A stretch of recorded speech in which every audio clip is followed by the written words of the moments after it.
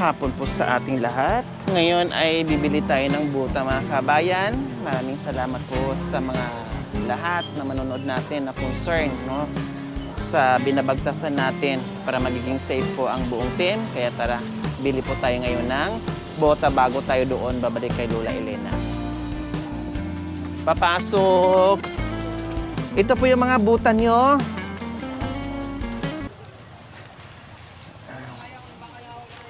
Ayan. Anong size nyo? 8. Size 8 po. Ba't ibang kulay po? Ay, ganun na ba? Opo. Pag lalaki, Ganito. pag lalaki, black lang ho. Pag Babae, anong kulay? ito, madam, ganito. Pero maiksi. Walang... Wala po, ganyan lahat. Ganito. Ganyan. 8. Ayan, pambaba. Oo. Ito. Oh, buka ka po. Kasya. Kasya. Ayan, okay na. Mas maganda yung maluwag po pag may adjust. Nine ata kay tatay, no? Kasi, Ano na lang po, yung trapal na lang po. Yung ano ba yung kuya? Yung 6, ano? Yung sabi niyo? Hindi po yung mas malaki dyan. One ulit. Okay.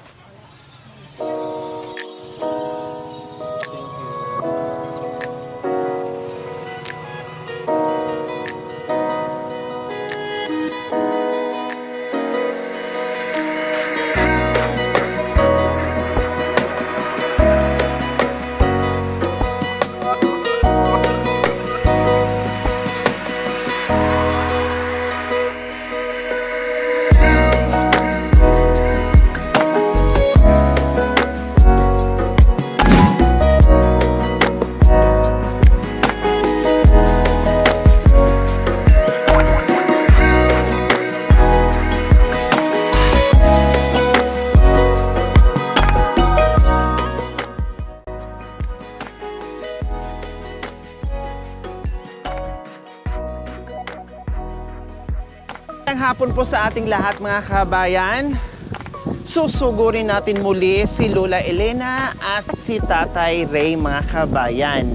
Maraming salamat po sa walang sawang panonood mga kabayan at talagang sinubaybayan nyo po yung storya nila Lola Elena and Tatay Ray. Ang dami pong naawa po doon sa sitwasyon nila, no, dahil natutulog sila na nakapayong mga kabayan at sobrang nakakadurog ng puso. So,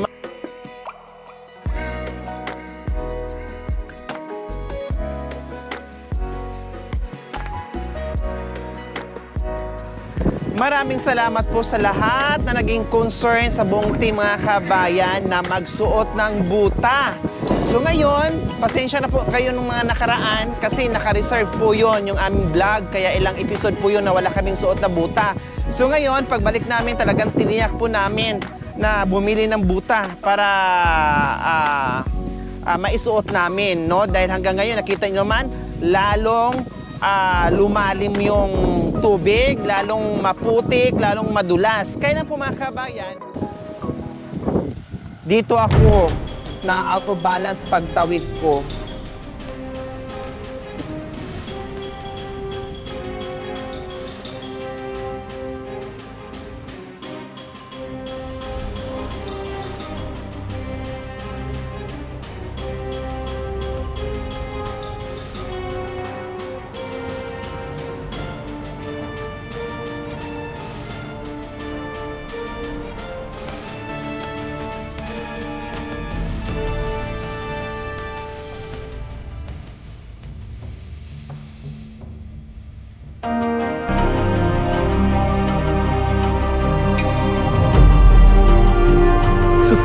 Aray ko, saan? Nalagyan!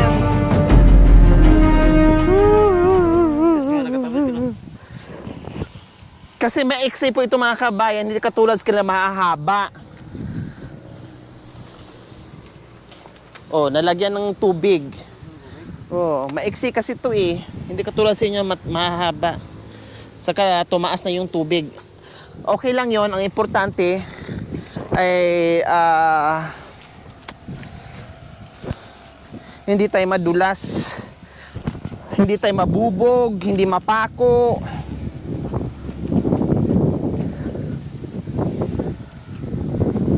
Lalo na dito mga kabayan, sa Pilapil, ang dulas.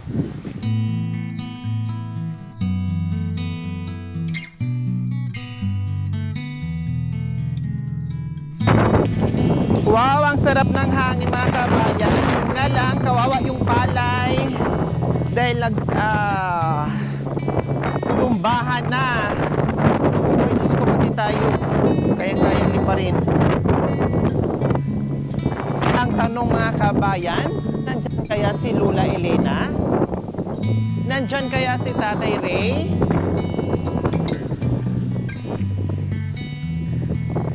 Kasi walang tigil yung pagtatrabaho ni Tatay Ray. Araw-araw po talaga yun. Pahirap ng pahirap yung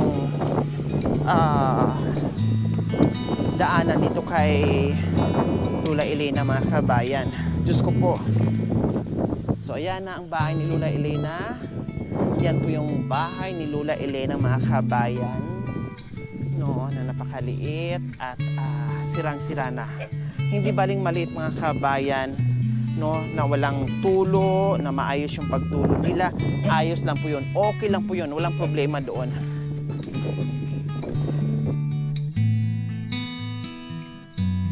Tao po!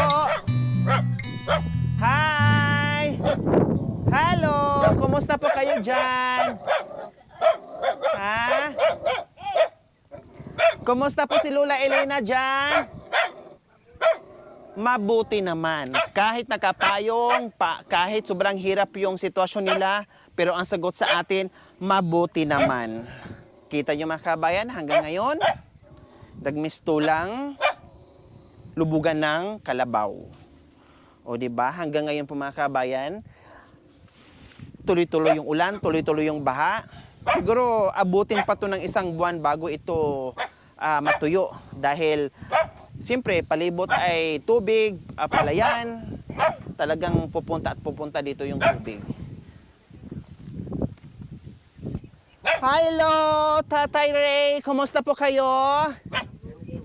Saan po kayo galing? Ay, buti nakita nyo kami. Napansin nyo kami na dumaan. Ha? Doon sa may irigasyon. Oo. Palabas kayo dito. Nandun ako. Nakita nyo kami. Oh, may buta ako doon ha. Dinala para sa inyo. Kailang nandoon sa sakyan. Mamaya dadalhin namin. O, tinan nyo po Tatay Ray. O, nakabuta kaming lahat. O, para kahit lulusong kami dito sa baha, okay lang. Okay, so ayan po mga kabayan. Kumusta po yung ilaw natin, Tatay Ray? Kumusta po pala yung ilaw natin? Maganda? Okay? Umilaw siya? Yun. O kundi hindi na kayo nahirapan kumilos pagdating ng gabi. Maliwanag. Ayun, maliwanag yung importante. Okay, sige, kumustahin ko lang po si Lula muna, Tatay Ray ha. Tapos mag-usap po tayo mamaya. So ayan po mga kabayan. Oh, hindi na kayo mag-worry sa akin. Ano ba yan, Lori? Nakaapa ka na ng ganito, ganyan, ganyan, ganyan. Oh, di ba hindi na kayo mag-worry sa amin? Hi! Oh, anong nangyari po sa inyo? Bakit nakalagay kayo ng panyo dyan sa ulo nyo po, Lola Elena? Masakit ang ulo mo, Dang. Ha? Masakit. May sakit po kayo? Hindi, ngayon lang. Ah, ngayon lang. Sumakit ang ulo nyo. May gamot po kayo. Wala na, madam. Nagpabili ako pero wala na daw. Nagpautos kayo walang mabilhan dyan sa tindahan. Ubos na. Opo. Ah, hindi ka pa nagpunta. O sige, mamaya paglabas namin, magtanong kami doon sa tindahan. Bibili kami ng paracetamol. Ha? Sakit lang po sa ulo ang nararamdaman nyo po. Ayan, may ano nga oh. May nakalagay na dahon. Anong dahon po yan, Lula? Yung oregano, madam. Ah, so ayan, oregano. Yung doktor, punta ka sa ospital. Hello, kuya. Lamig akin. Daan ka nga ng tindahan, bili ka ng Biogesic. Kasi may sakit si Lola. Ngayon lang daw sumakit ang ulo niya, kaya bumili ka muna sa tindahan ng Biogesic ha. Tapos yung buta ni Tatay Ray, dalhin mo na din. Ay, naman pala dito. Sige, sige. Sige, sige. Kung walang Biogesic sa tindahan, mayroon ata sa sakyan, check mo dyan. Sige, Parang meron ako dyan. Okay. Okay, sige. So ayan po mga kabayan, siguro yung sakit sa ulo ni Lula ngayon, ito siguro dulot ng tinutulugan nila, na nababasa sila, naambunan sila, natutuluan sila. So ito siguro mga kabayan, at natutulog sila na basa mga kabayan, kaya siguro sumakit yung ulo ni Lola Elena. Okay, Lola Elena, nandito po kami kasi muli namin kayong binisita at tiningnan yung sitwasyon, no? At hanggang ngayon tayo ay umaasa, no, na mayroong tutulong sa atin at awa ng Diyos, meron ng tumugon, no? Bahala na yung Panginoon natin, hindi tayo pababayaan, Lola Elena. Nandito kami, temporary po, habang inaantay natin yung ating mga kausap, no? Temporary po, Lola Elena, na malagyan namin tong trapal, yung bubong. Kasi ang ulan, titigil lang ng bahagya, tapos uulan na naman uli. Kaya lagyan namin to ng trapal para pag umulan, hindi na kayo tutulo at hindi na kayo magpapayong. Ha, lagyan muna namin doon sa itaas ng trapal. Okay lang po, Lola Elena. At patuloy pa rin po tayo magdasal, Lola Elena, ha, na magkakubo tayo, ha. Basta maumpuwiga ako, tawagan ko si Diyos. Opo, Lola Elena. Kaya temporary po muna itong trapal na ilalagay namin, ha. Opo. Okay, sige. So, Tatay Ray, ang gagawin muna natin ngayon, samantala lang po, ay maglagay muna tayo ng trapal. Tapos itali natin. No, habang gumagawa pa ako ng paraan kung paano tayo makakuha ng kubo para malipatan nyo. Tapos,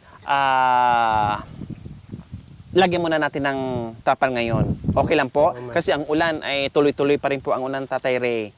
So, pwede pong tulungan nyo po muna kami maglagay ng trapal.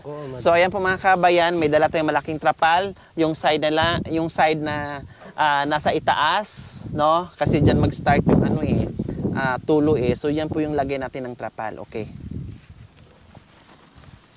Ayun o, 8x9 yung malaki. Ayan, si Lola Elena, kawawa naman. Nagkasakit tuloy si Lola Elena. Sumakit ang ulo niya siguro, syempre. Kahit nakapayong sila dyan sa loob, nababasa pa rin.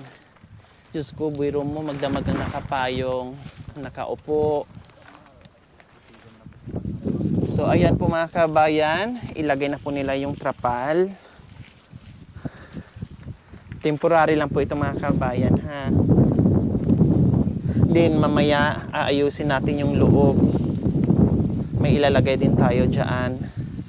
Kay Diyos ko, maraming salamat po talaga sa inyo. Kita nyo mga kabayan, tayo blessed na blessed pa rin po tayo kahit papaano. Nakakain tayo ng maayos araw-araw. May trabaho tayong maayos.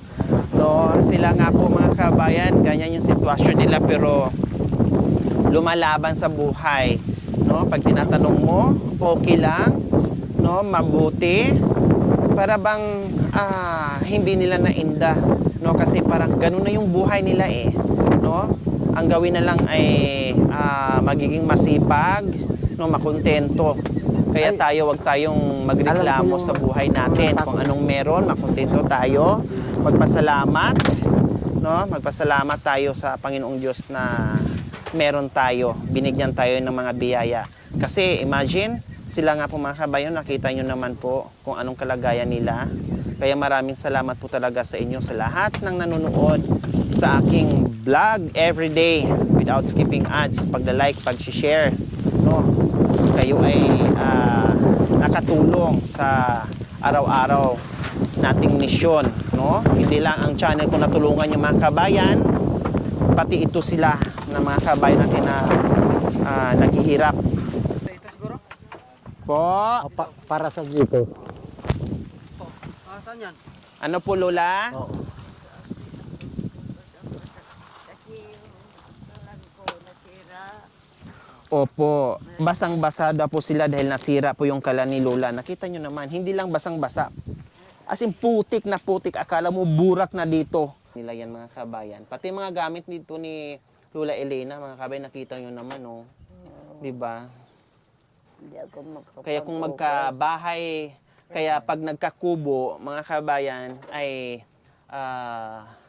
papalitan natin. So ayan, ayun, nandoon sa likod. Punta tayo sa likod. Titingnan natin sa likod ng bahay ni Lola. Aray. Basang-basa lahat ang damit ni.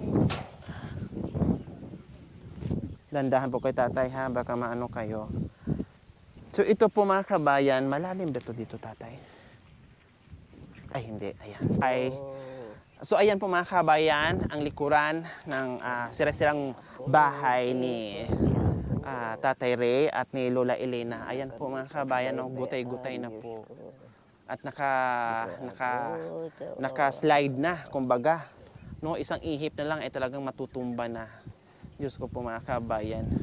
Ayan po, lumilipad yung trapal. Yan po yung nagsisibing dingding. Gutay-gutay na rin po yung trapal mga kabayan.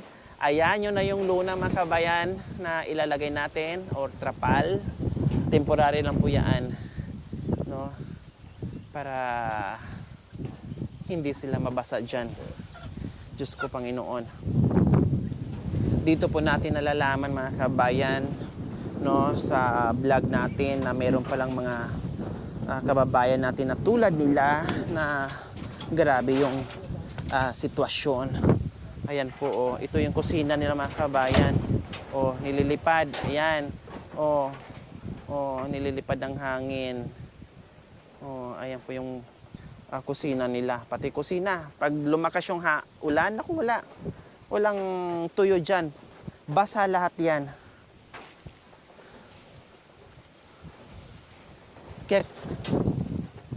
Ang lakas ng hangin. Ang lakas ng hangin, lalo pag sabayan ng lakas ng ulan, naku, lalong mahirap kayo mga kabayan. Diyos ko Lord, huwag mo nang tama na itong bagyo, tama na itong ulan.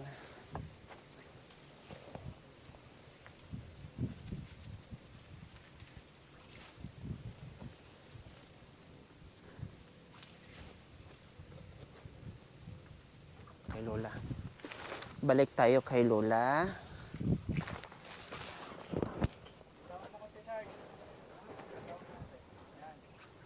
Ayan, Lola. Naglagay na po tayo ng trapal sa itaas, ha? Opo. Ayan. Kasi sabi yun. At saka wag po muna kayo maglalabas ng bahay, ha? Opo. Oh.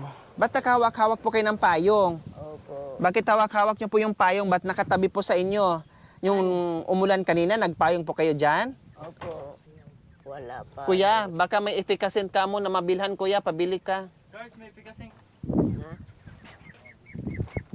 Akin na yung dulo, size. Hindi naman yata. Ewan ko lang man. Mag-iba. Yung Labanog. Yung adigil lang Yung lang adigil. Ayan. Nakihawak na rin ako mga kabayan habang lumilipad. Ang lakas ng hangin talaga. Diyos ko, para ng parachute. Pag walang tali, naku, o kaya hawakan mo yung tali, tuturo, ililipad ka. Ano ba yan? Ang lakas. Sige, ay, tika, tama na po, Tatay Ray. Ay, saan nyo po? Dito sa gilid?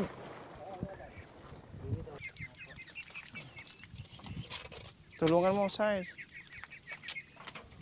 Ay, tika. Baka mabali.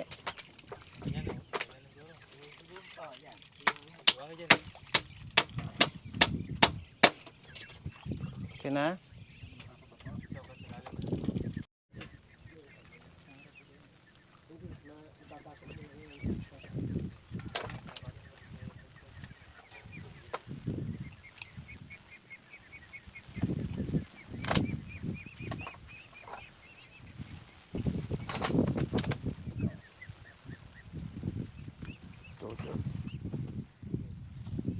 Yan, ipatong na lang, wag na nang pakuan.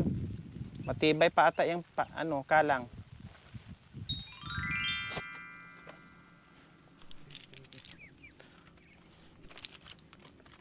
Kumusta na si Lola Elena dyan? Kumukas na kasi ti Apo mo. Wow! Kasi yung kada kami, madam. May banig na po kayo dyan, Lola. Di ka madam, tisaya yung katakikiyo. Okay na po kayo dyan, kahit pa paano may banig na kayo, makahiga na kayo. Opo. At higit sa lahat, wala nang tulo dahil naglagay na tayo ng trapal sa itaas. Opo. Ayun, dadaan po tayo. Salamat, madam. Walang anuman po, syempre. Ayan po mga kabayan, nalagyan namin ng trapal at yung temporary muna na trapal mga kabayan habang naghahanap pa tayo ng paraan. No, yung bago nilang kubo plus banig at ayun, nagdala na rin tayo ng punda para kahit papaano ay makatulog ng maayos si Lola dahil sumasakit na yung kanyang ulo dahil nabibitin palagi sa tulog, no? Walang maayos na tulog lalo na pag umuulan dahil sino ba makakatulog ng maayos habang umuulan, bit yung payong, nakaupo lang. So talagang sasakit yung ulo. Okay, so ayan, may dala-dala din po kami para panghapunan nyo po. Opo. Ayan po Lola, chicken po ito. Thank you, madam. Yan. Salamat, madam. Lechon manok po yan ha. Uulan nyo po mamaya. Tapos sabi nyo po, masakit ang ulo nyo. Opo. Buti na lang may gamot ako sa sasakyan. O sige, ito po, sobra ko po ito. Sa inyo na lang po yan ha. Bibili na lang po ako ulit pag Ganun din. paglabas ko at pagbalik ko dito ulit. Yung Tapos, meron pang efficacent. Bula, Elena, maghaplas ka ng efficacent ha. Kasi malamig po dito. Tapos uminom po kayo kaagad ng paracetamol, biogesic. Every 4 hours po Lola ha. Opo. Pag yung sobrang sakit na sakit yung ulo nyo, pwede naman every 6 hours. Ganon din yung sinabi yung doktor, madam, kasi sa Tartalo masyadong malamig. Opo. Sa Mindanao, Kaya kailangan nyo maghaplas ng efficacent. Opo. Okay. So, ayan po mga kabayan. So, ayan, Tatay Ray, no, at sabi ko nga itong trapal is temporary muna yan, no, pansamantala, para kahit papaano makatulog kayo, no, at nagdala din kami ng banig din, na kahit papaano makarelax yung katawan nyo. And then ngayon, ito, gagawa tayo ng paraan, no, gagawa tayo ng paraan kung paano. Tatay Ray, sabi ko nga, ay magdala ako ng buta para sa'yo ito. Magbuta ka ha. Kasi kailangan nyo na walang sakit, no? Kailangan palaging malakas ang pangangatawan nyo dahil kailangan po talaga kayo ni Lola. Walang ibang aasahan si Lola Elena, kundi kayo lang po Tatay Ray. Kaya magpalakas kayo, gumamit kayo ng buta para hindi kayo mabubog dyan, mapako, etc. na hindi kayo magkasakit Tatay Ray ha. Oo, madam. Okay. Salamat, madam.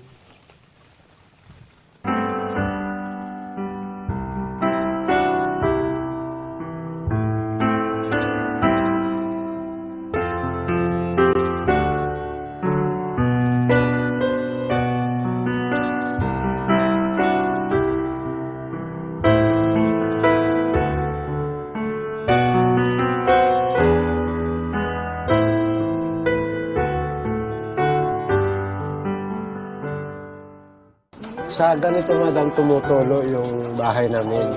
Ngayon may payong din kami, tigisa kami. Nagpapayong kami sa loob. Pero kung matutulog siya, ibibigay ko sa kanya yung malaking payong.